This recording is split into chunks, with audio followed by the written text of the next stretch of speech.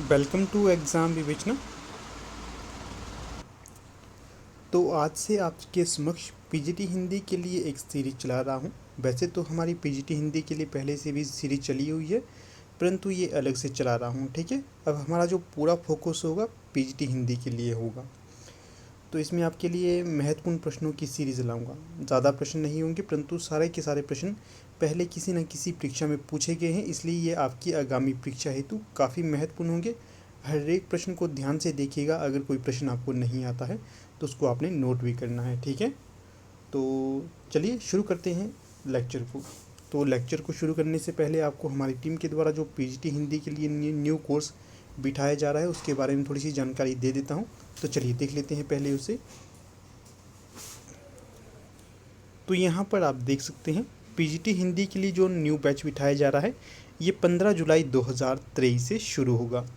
जो भी interested candidate होगा तो वो जल्द से जल्द यहाँ पर जो व्हाट्सएप नंबर दिया गया है इस पर संपर्क करिएगा। नंबर है 8219312129। इस पर आपने व्हाट्सएप करना है, कॉल नहीं करना है, क्योंकि मुझे कॉल उठाने का उतना समय नहीं मिल पाता है। जो भी आपकी क्वेरी रहेगी आप व्हाट्सएप करके उसकी सारी जानकारी ले सकते हैं। ठीक है, तो जो शुरू के 10 कैंडिडेट होंगे उनके लिए यहाँ पर छूट रहेगी। बाकी 10 कैंडिडेट पूरे होने के पश्चात फीस आपसे पूरी की पूरी ली जाएगी जो यहाँ पर बतलाई गई है। ठीक है, तो देखिएगा यहाँ पर आपको हर एक रोज़ रिकॉर्डेड लेक्चर भी मिलेगा। रिकॉर्डेड लेक्चर की पीडीएफ भी दी जाएगी।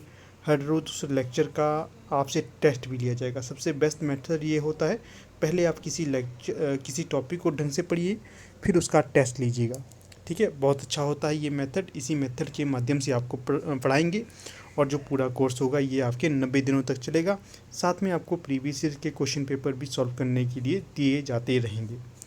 तो ये कुछ एक मोटी मोटी जानकारी मैंने आपको यहाँ पर बता दी है। इसके अलावा भी अगर आपकी कोई भी क्वेरी होगी तो आप व्हाट्सएप करिएगा, सारी जानकारी से जुटा सकते हैं आप। ठीक है, तो चलिए शुरू करते हैं अब अपने लेक्चर को।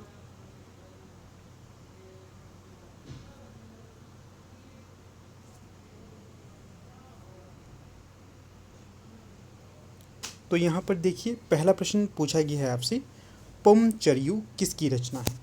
थोड़ा सा इसे जूम कर लेते हैं ताकि आपको इजीली दिखाई दे सके। तो देखिए प्रश्न है, पमचर्यु किसकी रचना है। विकल्प आपके समक्ष यहाँ पर 4 दिए गए हैं। इनमें से जो सही होगा तो वो हो जाएगा स्वयंभू।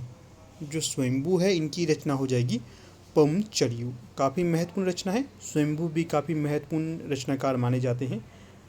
अपभ्रंश के कवि के तौर पर जाने जाते हैं और जैन आचार्य के तौर पर भी जाने जाते हैं, इसलिए आपको याद रखना है ये। और जो पमचर्यु है इसमें रामायण के बारे में अधिकतर जानकारी मिलती है।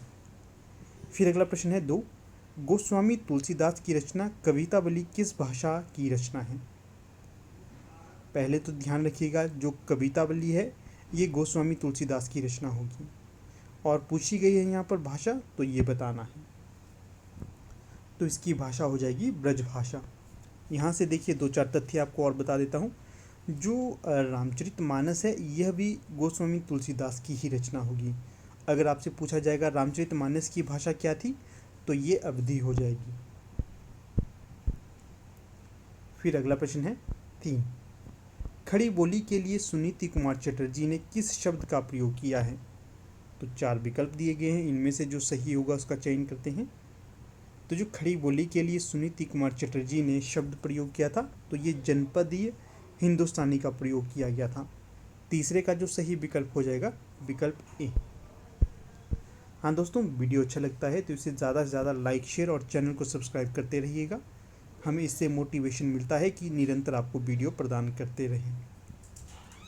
फिर देखिए अगला प्रश्न यहाँ पर पूछा गया है 4, सूफी प्रेमाख्यानक काव्य परंपरा में आराध्य को प्राय किस रूप में देखा जाता है। तो जो चौथे का सही विकल्प यहाँ पर हो जाएगा तो ये हो जाएगा आपका प्रेमी के रूप में।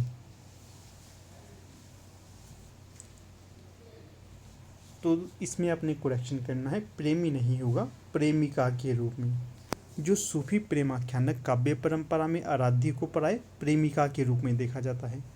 कई बार जो संत काव्यधारा परंपरा है इसके अंतर्गत जो आराध्य होता है उसे प्रेमी के तौर पर देखा जाता है और जो संत कवि थे स्वयं को प्रेमिका के तौर पर जानते थे। ठीक है, जैसे कि कबीर है, कई बार ये स्वयं को एक नारी के तौर पर जानते थे और जो अपने आराध्य को ये एक प्रेमी या नायक के तौर पर जानते थे। फिर देखिए अगला प्रश्न है 5, छायावाद को स्थूल के प्रति सूक्ष्म का विद्रोह किसने कहा।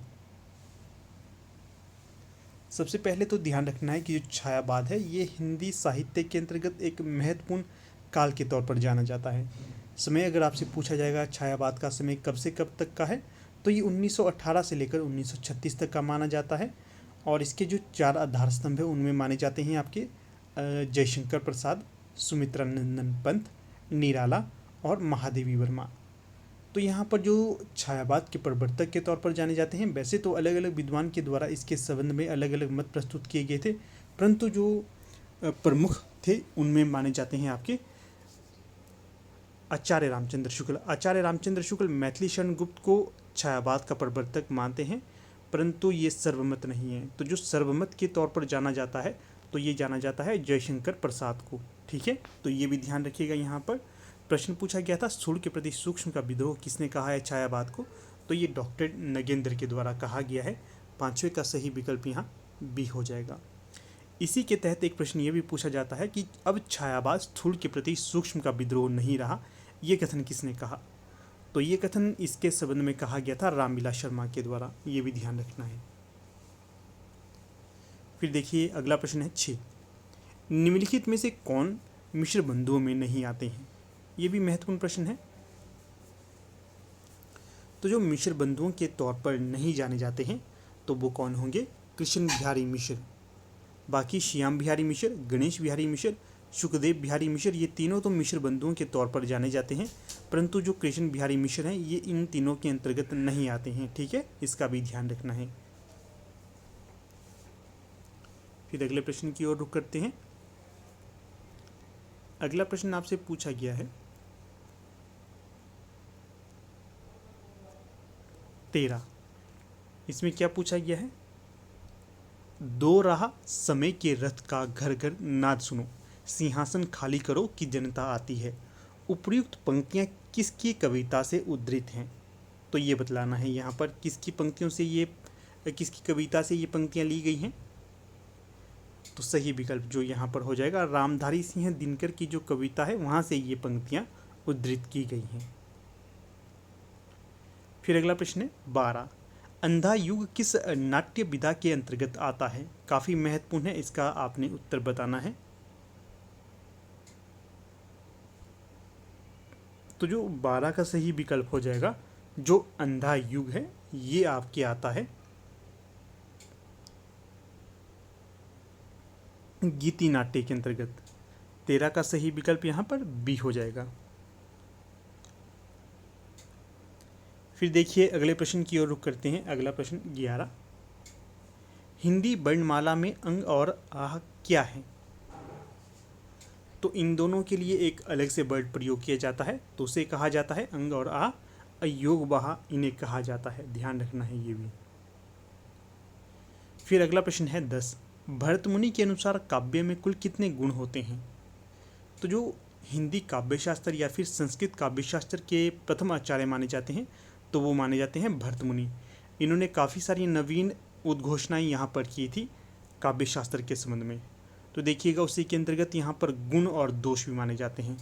तो जितने गुण भरतमुनि ने माने हैं उतने दोष भी इन्होंने माने हैं। तो कितने कितने माने हैं, तो इन्होंने प्राय 10 गुण और 10 दोष स्वीकार किए थे। तो यहाँ पर जो सही विकल्प हो जाएगा विकल्प ए। ध्यान रखना गुण भी 10 माने हैं इन्होंने और दोष भी 10 ही माने हैं। फिर देखिए इनकी ये पूछा जाता है कि इनकी काव्य रचना का क्या नाम है। तो इनकी जो काव्य रचना है उसका नाम है नाट्य शास्त्र। फिर अगला प्रश्न है 9, शिवपालगंज किस उपन्यास से संबंधित होगा। काफ़ी महत्वपूर्ण प्रश्न है, अक्सर परीक्षा में ये बनता है। तो जो राग दरबारी नामक उपन्यास है इससे संबंधित होगा शिवपालगंज। फिर देखिए ये भी प्रश्न बन सकता है कि जो राग दरबारी है इस उपन्यास के रचनाकार कौन होंगे।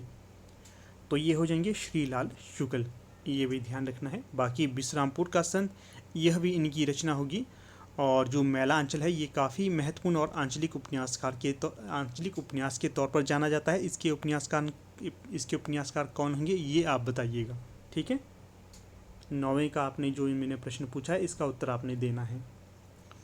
अगला प्रश्न 8, निम्नलिखित में से कौन तारसप्तक का कवि नहीं है? तो 4 विकल्प दिए गए हैं, इनमें जो सही होगा तो वो बतलाना है। ये उस तारसप्तक की बात की जा रही है जो 1943 में आया था सर्वप्रथम। वैसे तो आपको पता ही होंगे कितने तारसप्तक अभी तक प्रकाशित किए गए हैं, ये भी आप बताइएगा। तो जो 8वें का सही विकल्प हो जाएगा, जो शमशेर बहादुर सिंह है, ये तारसप्तक के कवि के तौर पर नहीं जाने जाते हैं। तारसप्तक से तात्पर्य यहाँ पर ये होगा जो 1943 में आया था प्रथम बार। जो द्वितीय तारसप्तक है उससे संबंधित होंगे शमशेर बहादुर सिंह। बाकी गिरिजा कुमार माथुर, मुक्तिबोध, प्रभाकर माचवे, ये तीनों ही तारसप्तक के प्रवर्तक के तौर पर या फिर प्रथम तारसप्तक के कवि माने जाते हैं। वैसे तारसप्तक को प्रथम तारसप्तक नहीं कहा जाता है, ये भी ध्यान रखना है, ओनली तारसप्तक कहा जाता है। अगला प्रश्न है 7, रस गंगाधर के रचयिता कौन है? अच्छा प्रश्न है ये भी, काव्यशास्त्र से संबंधित। तो जो रस गंगाधर नामक काव्यशास्त्री ग्रंथ है इसके रचयिता हो जाएंगे पंडित राज जगन्नाथ। तो सी सही विकल्प यहाँ हो जाएगा। करते हैं अब अगले प्रश्न की ओर रुख। तो अगले प्रश्न में क्या पूछा गया है? 14, हिंदी के किस आलोचक ने देवरानी जेठानी की कहानी को हिंदी का प्रथम उपन्यास माना? तो सही विकल्प हो जाएगा यहाँ पर जो गोपाल राय है, ये एक आलोचक के तौर पर जाने जाते हैं।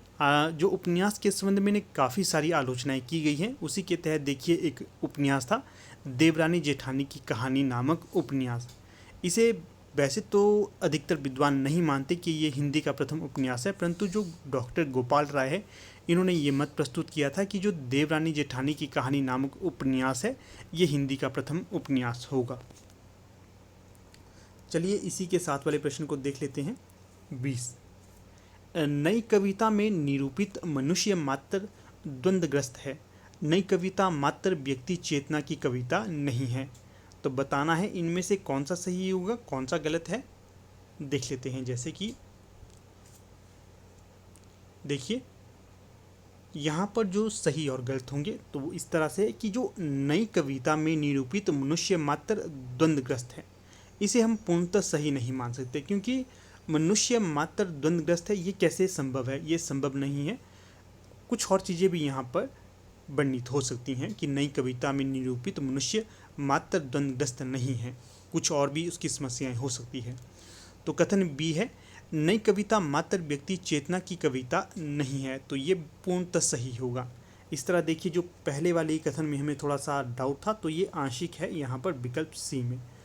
तो पहला कथन अर्थात ए आंशिक सही होगा और जो दूसरा कथन है बी ये पूर्णतः सही हो जाएगा। फिर अगले प्रश्न की ओर रुख करिए। 15, समालोचना दर्शक क्या है? समालोचना दर्श के शीर्षक से एसे ऑन क्रिटिसिज्म का अनुवाद किसने किया?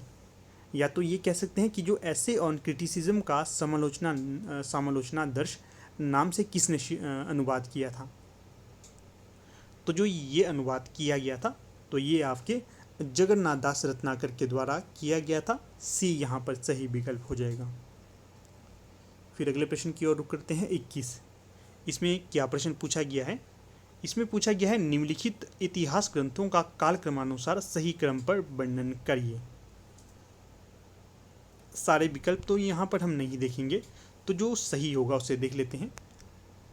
जैसे कि विकल्प भी यहाँ पर सही होगा। सबसे पहले आएगा इस्तवार दाला लित्रेउतर एंदु ये हिंदुस्तानी।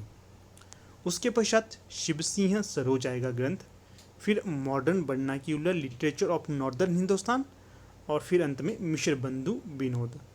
ध्यान रखना है सबसे पहले कौन सा आया था? इस्तबार दाला लित्रेउतर एंदु ये हिंदुस्तानी। ये किसका इतिहास ग्रंथ था? गारसा दत्तासी का। फिर जो दूसरा इतिहास ग्रंथ था शिव सिंह सरोज, ये किसका था? शिव सिंह सेंगर का ये इतिहास ग्रंथ माना जाता है। फिर जो modern vernacular literature of northern Hindustan, ये आपकी ग्रियर्सन का इतिहास ग्रंथ था। और जो अंत में मिश्र बंधु विनोद, ये मिश्र बंधुओं का इतिहास ग्रंथ माना जाता है। तो ये तथ्य भी आपने याद रखने हैं। अक्सर परीक्षा में आपसे ये सीधे सीधे बनेंगे। अगर आपको आता होगा तो आप सही कर लेंगे, अन्यथा आपसे यहाँ पर ये प्रश्न छूट जाएगा।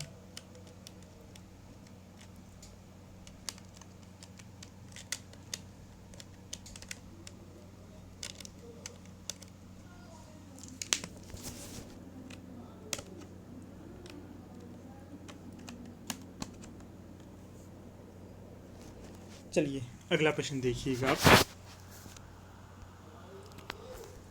प्रश्न क्या बन रहा है यहाँ पर अगला?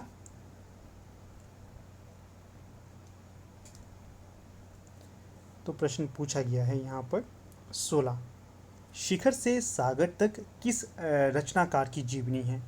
पहले तो ध्यान रखना है कि जो शिखर से सागर तक, यह एक जीवनी विधा की रचना है। तो पूछा गया है किससे संबंधित होगी ये? तो ये अज्ञेय से संबंधित होगी। ठीक है, 16 का जो सही विकल्प हो जाएगा सी। फिर देखिए प्रश्न संख्या 17, हिंदी में भक्ति धारा का उदय बाहरी आक्रमण की प्रतिक्रिया है। कथन 1 है। कथन 2 देखिए, यह भारतीय साधना परंपरा का स्वतः ही स्फुट विकास है। तो बताना है इसके संबंध में कौन सा सही होगा, कौन सा गलत। तो देखिए जो 17 के संबंध में सही और गलत होंगे तो वो इस प्रकार से है कि हिंदी में भक्ति धारा का उदय बाहरी आक्रमण की प्रतिक्रिया है। पूर्णतः सही तो हम इसे स्वीकार नहीं कर सकते, क्योंकि कई विद्वानों ने ये भी मत प्रस्तुत किया था कि जो हिंदी में भक्ति धारा का उदय इस कारण हुआ क्योंकि भारत में बाहरी आक्रमण हो रहे थे, इसी की प्रतिक्रिया स्वरूप यहाँ पर ये उदय हुआ। आंशिक सही होगा ये। फिर कथन बी है, यह भारतीय साधना परंपरा का स्वतः स्फूर्त विकास है। यह भी पूर्णतः सही नहीं होगा, इसी की प्रतिक्रिया स्वरूप विद्वानों ने मत प्रस्तुत किया था। इस तरह से जो यहाँ पर सही विकल्प हो जाएगा कि कथन ए भी आंशिक सही है और कथन बी भी आंशिक सही है। इस तरह से जो सही विकल्प हो जाएगा विकल्प डी, अ और ब दोनों आंशिक सही होंगे। फिर अगला प्रश्न देखिए 18, विभावना व्यापार रस प्रक्रिया की सुदृढ़ भूमिका है। कथन ब हो जाएगा, भूमिका ही रस का हेतु है। तो बतलाइएगा यहाँ पर कौन सा सही होगा। तो देखिए विभावना व्यापार रस प्रक्रिया की सुदृढ़ भूमिका है, ये तो हो जाएगा पूर्णतः सही। परंतु विभावना ही रस का हेतु है, इसे गलत कहेंगे, क्योंकि जब यहाँ पर देखिए ही लग गया, इस पर जोर मिल रहा है विवाह पर, तो ये गलत हो जाएगा कि विभाव ही रस का हेतु नहीं है, हेतु इसके और भी होंगे। ठीक है, तो इस तरह से देखिए जो यहाँ पर विकल्प डी होगा ए सही है, और जो ब है विभाव ही रस का हेतु है, ये आंशिक सही होगा। फिर अगला प्रश्न देख लेते हैं 19, छायावाद और रहस्यवाद में तात्विक भेद नहीं है। कथन ए है। कथन बी देखिएगा यहाँ पर, छायावाद में अभिव्यक्ति की सूक्ष्मता और रहस्यवाद में अज्ञात के प्रति जिज्ञासा है। तो ये बताना है यहाँ पर क्या होगा इसका सही विकल्प। तो जो सही विकल्प यहाँ पर हो जाएगा तो वो इस प्रकार से होगा कि जो छायावाद और रहस्यवाद में तात्विक भेद नहीं है, ये गलत होगा।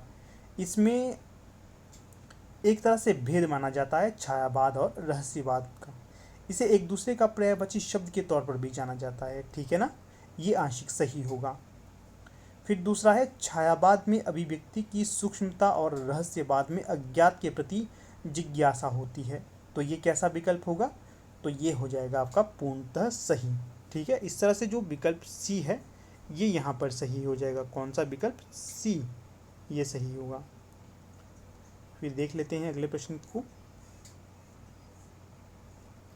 अगला प्रश्न है 22, क्या पूछा गया है इसमें, नवजागरण कालीन सुधारवादी संस्थाओं की शुरुआत का सही क्रम कौन सा होगा, ये बताना है। तो देखिए यहाँ पर जो सही होगा तो वो इस प्रकार से है, सबसे पहले जो संस्था आई थी नवजागरण काल में, तो वो थी ब्रह्म समाज, विकल्प ए यहाँ पर सही होगा। फिर दूसरा है प्रार्थना समाज, उसके पश्चात आया, ये भी सही है। फिर आर्य समाज और सबसे अंत में रामकृष्ण मिशन। तो जो विकल्प ए यहाँ पर 22 का ये सही हो जाएगा। अगला प्रश्न देखिए 23, छायावादी काव्यधारा के प्रमुख स्तंभों का जन्म तिथि के आधार पर सही क्रम कौन सा होगा, ये बतलाना है। तो जन्मतिथि के आधार पर जो सही विकल्प हो जाएगा 23 का, तो ये हो जाएगा आपका, सबसे पहले आएंगे जयशंकर प्रसाद, फिर सूर्यकांत त्रिपाठी निराला, फिर सुमित्रा नंदन पंत और सबसे अंत में महादेवी वर्मा। ठीक है, तो जो विकल्प बी है यहाँ पर ये सही हो जाएगा। तो इस तरह से दोस्तों कुछ आज की ये वीडियो थी हमारी। कहने के लिए हमने सिर्फ 23 प्रश्नों को ही डिस्कस किया, परंतु अगर तथ्यों की बात करेंगे तो हमारे लगभग 50 से ऊपर यहाँ पर प्रश्न बन जाएंगे। ठीक है, तो इन तथ्यों को ध्यान रखिएगा, जो मैंने आपको अलग से बताए हैं इसको नोट करते रहिएगा। हर एक तथ्य यहाँ पर आपके समक्ष प्रश्न बनकर आएगा, तब आपको इनके महत्व का पता चलेगा। ठीक है, तो चलिए जाने से पहले फिर से आपको एक बार हमारे कोर्स के बारे में अवगत करवा देता हूँ। आपके जो भी नियर डियर होंगे आपको बताना है उनको कि अगर तैयारी करना चाहते हैं तो यहाँ पर तैयारी कर सकते हैं और सफलता को भी प्राप्त कर सकते हैं। तो चलिए दिखा देता हूँ फिर से वो पैम्पलेट आपको। तो देखिएगा ये पैम्पलेट है HP PGT हिंदी के लिए। न्यू बैच 15 जुलाई 2023 से शुरू हो रहा है। जल्द से जल्द इसमें एडमिशन लीजिएगा। शुरू के 10 कैंडिडेट को यहाँ पर 200 रुपये का डिस्काउंट रहेगा। अगर जुड़ना चाहते हैं तो इस नंबर पर आप व्हाट्सएप करिए, आपको सारी जानकारी से संबंधित दी जाएगी। तो इस प्रकार से यहाँ पर अपनी वीडियो का समापन कर लेते हैं। आप लोग वीडियो के अंत तक बने रहे, इसका बहुत बहुत धन्यवाद।